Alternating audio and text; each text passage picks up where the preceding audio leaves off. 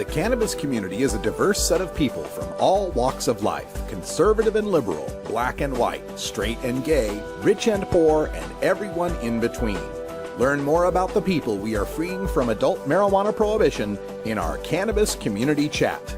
Welcome back, everyone. 29 after the hour, and today we've got a special panel discussion that we're going to engage in entitled Marijuana is Safer Than Child Protective Services. Throughout our news coverage, you've heard many stories where parents have had to face the specter of child protective services when they've been discovered to be marijuana users, even legal medical marijuana patients in legal medical marijuana states. Joining us on the telephone to talk about this, we have three guests. We've got Mindi Griffiths from the Human Solution. Mindi, can you hear me?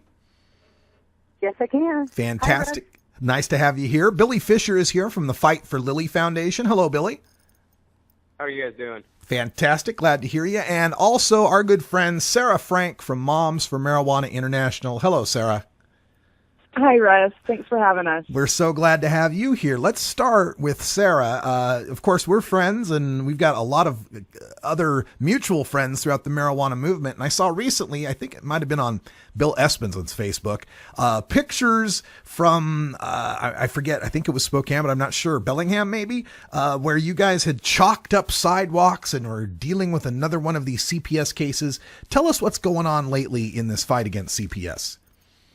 Yes, it was Bellingham, and it was a current case that is ongoing. At the time, it was allegations of parents' marijuana use. The parents, Vicka and Jesse Thompson, are from Bellingham, and they own a grow shop. I think it's called The Grow Shop. And they also had a patient cooperative in the back. And the city shut it down. And then CPS came in and started investigating, and just all sort of allegations started to arise, and social workers were saying that it was illegal in Washington as well as dangerous to the children. And so we got involved to help kind of show the support that the community is willing to give to this family. And we had a nice time chalking up the sidewalks out in front of the CPS office. Yeah, all sorts of messages out there. Marijuana is safer than child protective services. What are some of the things you write out there for the public to see?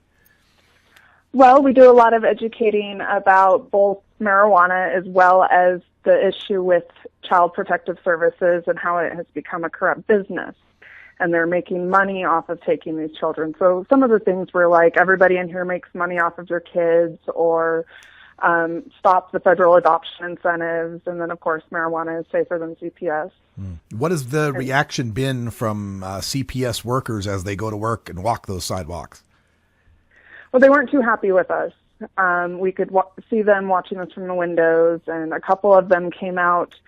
The first rally, we had two of them, and the first one was a meeting that the parents were supposed to be having with Child Protective Services. And the parents said that they would be willing to do the meeting, except they didn't have their attorney present, so they wanted to record the meeting. And anytime you pull out a video camera around a social worker, they tend to run away. And so they canceled the meeting on them, but had the meeting anyway, which is another tactic of CPS. But we went outside and started coloring, and two social workers came out to try to convince the father to come back inside without the video cameras, without the attorney, and have this meeting anyway. They weren't very happy with what we were writing and what we were doing and the scene that we were making. Mindi, let's go to you. You're with the Human Solution, and you work on many cases where people are fighting the system with respect to their marijuana use. In this case of Vicka and Jesse Thompson, aside from the marijuana use or the marijuana business, are they alleging any harm to these kids? Have they shown them to be beaten or neglected or starved or anything like that? No. And I'd like to say that I also have a background in education. I was a teacher, and I have a master's degree. So I've spent a lot of time with a lot of children, and I got to spend time with their son. And very well adjusted, no detachment disorder issues, healthy, well-fed, beautiful, pink, rosy cheeks, and just the sweetest little boy. So I didn't see anything like that. And do you have any numbers for us or any idea how often or how much this is occurring throughout America? It doesn't seem like it's really tracked very well if you want to find statistics on kids taken because of marijuana. Do you have any ideas?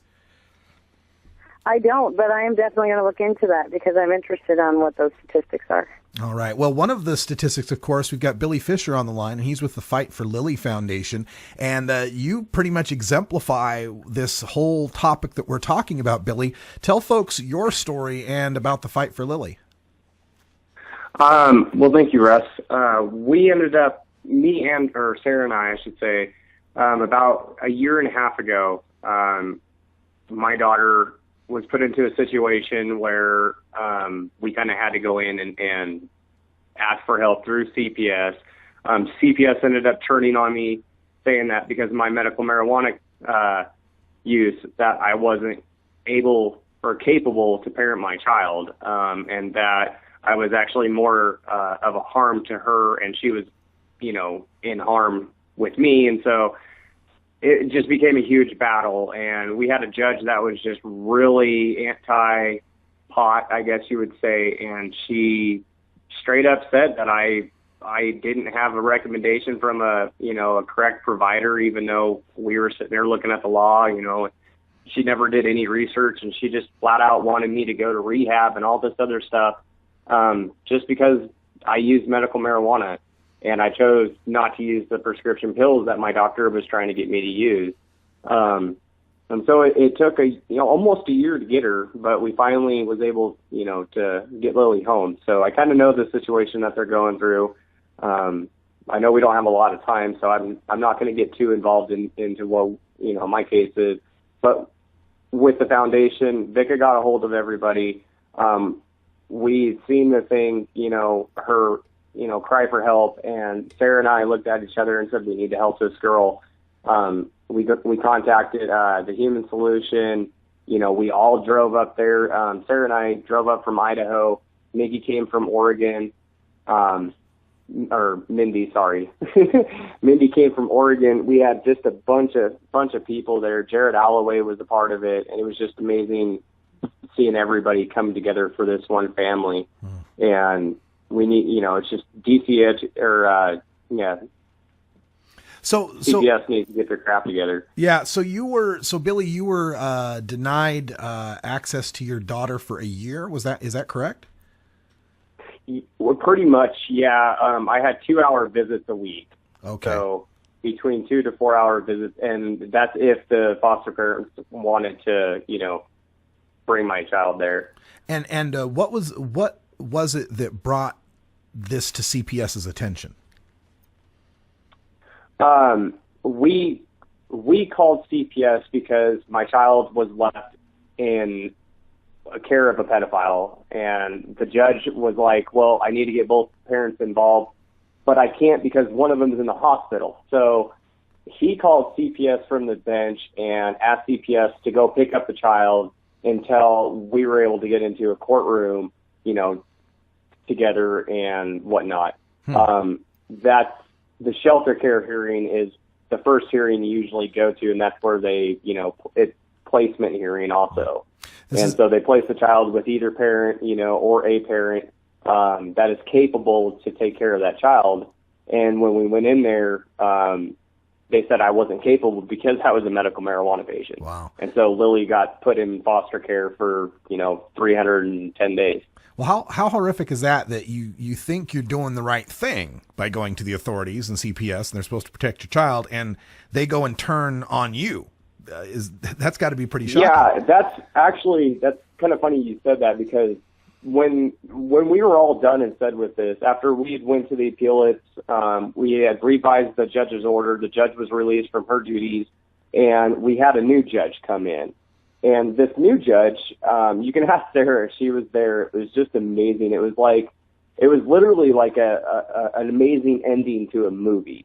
And the judge basically said that CPS should have never have been involved, and that I should have got my child right when we had a pickup order at the very beginning before CPS was called. And so and she said that I did exactly everything I was supposed to do legally, that I fought, that I stood up for my rights. And that's what she said, was I stood up for my rights. And she didn't have a problem with me being on marijuana because I had done we had a therapist come into our home for about 4 months, almost 5 months. And she basically watched us and watched how I was with Lily and how Lily was when she was at home. And then I also did drug tests on the side.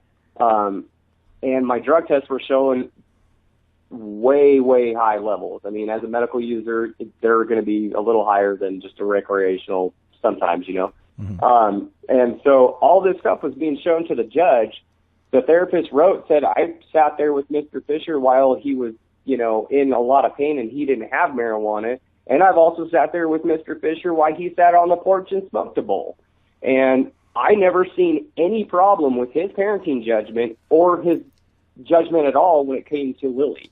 He was very well, doing what he was supposed to be. He was being a dad. Yeah. And so, this judge was like, we're not going to use this anymore. So, wow. What an amazing case. Yeah, they dropped everything against me and let me have my kid, and now we are signing, a huge lawsuit against the state of Washington because we have a judge stating that they should have never been involved. And so, they put a lot of damage to my daughter. We will, we're going to follow up on that, but before we're going to have to close up this segment. I'm going to keep you guys on the line for the next segment because we're going to talk more about the Vicka and Jesse Thompson case with Mindi Griffiths from Human Solution, Serra Frank from Moms for Marijuana International. Billy, give us real quick a website or contact for Fight for Lilly.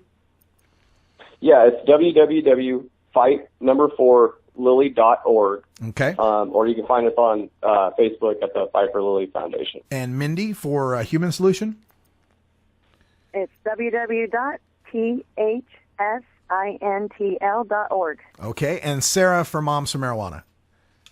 momsformarijuana.org. Okay, so we're going to take a little break, and when we come back, we'll have our panel still with us, and we're going to talk more about the Vicka and Jesse Thompson case, the overall epidemic of CPS. Of course, we're also going to address the recent case of Alexandria Hill, the young girl who was killed by her foster parent after her real parent lost her over marijuana. You're listening to The Russ Belville Show. Stick around. We'll be right back.